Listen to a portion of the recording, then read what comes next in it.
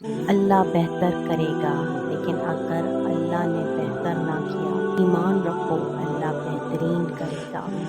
سورج کی شعاعیں کتنی تیز ہوتی ہیں نا، مگر معمولی سے بادل ان شعاعوں کو روک دیتے ہیں۔ اسی طرح گناہ کتنے ہی زیادہ طاقتور ہوں، نماز انہیں روک دیتی ہے۔ زمانے کا کام ہے مشکل میں ڈالنا، اور اللہ کا کام ہے مشکلوں سے نکالنے کے لیے ہزار راستے نکالنا۔ تھوڑی سی تھکاوٹ کے لیے نماز نہ چھوڑو، اے مومن، ان سے کچھ سیکھ جنہوں نے جسم پر خنجر ہوتے ہوئے بھی آخری سجدہ نہیں چھوڑا۔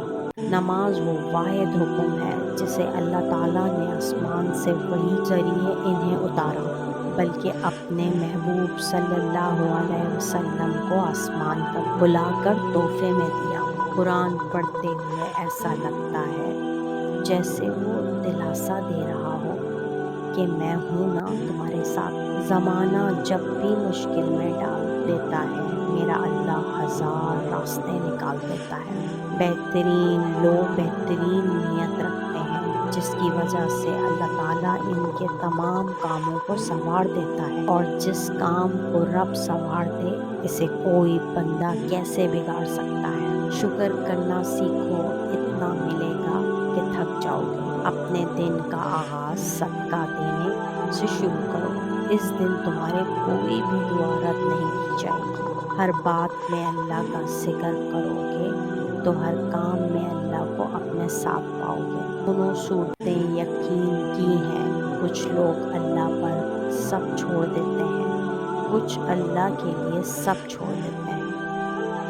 رب سے عشق میں ایک مقام وہ بھی آتا ہے، دعا تو بہت دور کی بات، انسان صرف سوچتا ہے اور رب نواز دیتا ہے۔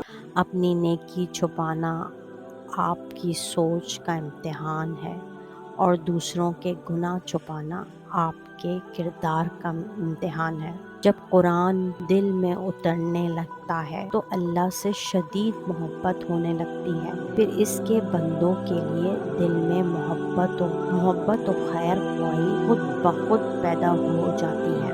بے شک اللہ کے ذکر سے ہی دلوں کو اطمینان ملتا ہے۔ جو تم سے نہیں ہو رہا اسے اللہ کے حوالے کر دو، پھر دیکھو کیا ہوتا ہے، اللہ اسی کو وسیلہ بنا دے گا جو تمہارا راہ میں رکاوٹ ہے۔ میں قربان جاؤں اس رب پر، دروازہ بھی وہاں سے کھولتا ہے جہاں سوچا بھی نہیں جا سکتا۔